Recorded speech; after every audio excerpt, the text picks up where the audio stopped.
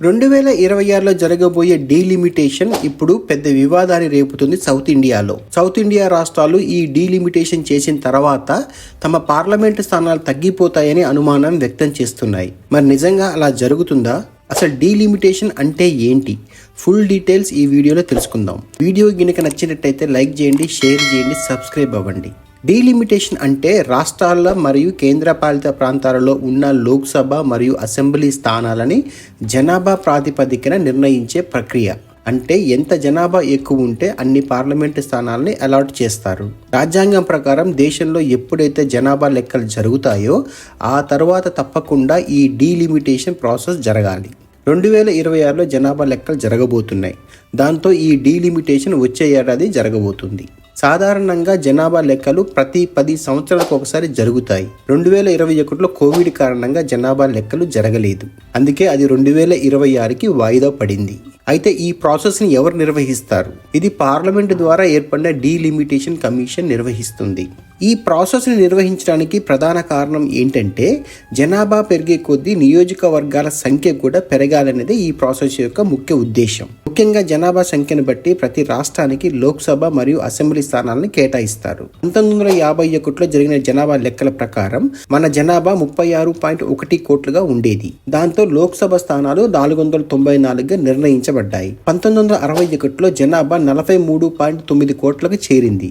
అంటే జనాభా పెరిగింది. అప్పుడు పార్లమెంట్ స్థానాలు కూడా 522కి పెరిగాయి. ఇలా ప్రతిసారి జనాభా లెక్కలు జరిగిన తర్వాత జనాభా పెరగడంతో లోక్సభ స్థానాల సంఖ్య కూడా పెరుగుతూ వచ్చింది. ఈ ప్రక్రియతో ఎక్కువ జనాభా ఉన్న రాష్ట్రాలకి పార్లమెంట్లో ఎక్కువ ప్రాతినిధ్యం లభిస్తుంది. స్వాతంత్రం వచ్చిన తర్వాత ఈ డీలిమిటేషన్ 3 సార్లు జరిగింది. 1951, 1961 అలాగే 1971లో. ఇందిరాగాంధీ ఎమర్జెన్సీ టైం 1976లో దేశంలో జనాభాని కంట్రోల్ చేయడం కోసం ఈ ప్రాసెస్ ని ఆపేసింది అప్పటి ఇందిరాగాంధీ ప్రభుత్వం. ఇప్పుడు మళ్ళీ 2026లో ఈ డీలిమిటేషన్ రాబోతుంది. ఈ డీలిమిటేషన్ ప్రక్రియ జనాభా సంఖ్యను బట్టి జరిగితే సౌత్ ఇండియా పాపులేషన్ చాలా తక్కువ నార్త్ ఇండియాతో కంపేర్ చేసుకుంటే.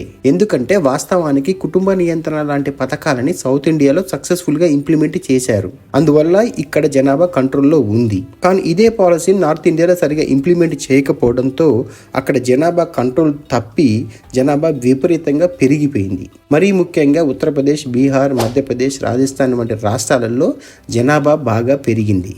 కాబట్టి ఈ రాష్ట్రాలకి ఎక్కువ పార్లమెంట్ స్థానాలు వచ్చే అవకాశం ఉంది. దానివల్ల పార్లమెంట్లో నార్త్ స్టేట్స్ యొక్క డామినేషన్ ఎక్కువగా ఉండొచ్చు అనేది సౌత్ స్టేట్స్ యొక్క వాదన.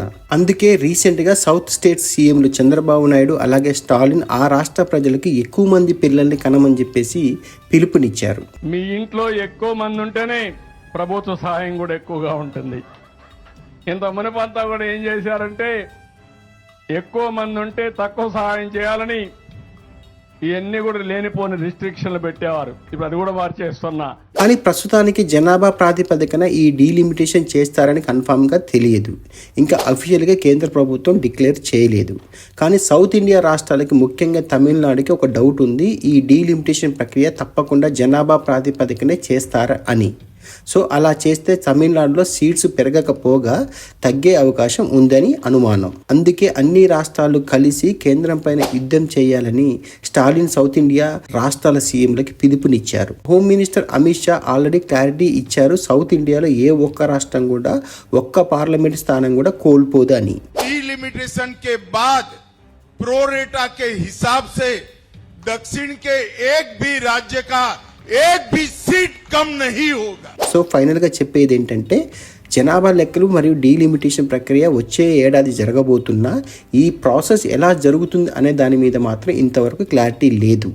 పొలిటికల్ పార్టీలు అన్నీ కూడా అనుమానంతోనే అలర్ట్ అవుతున్నారు.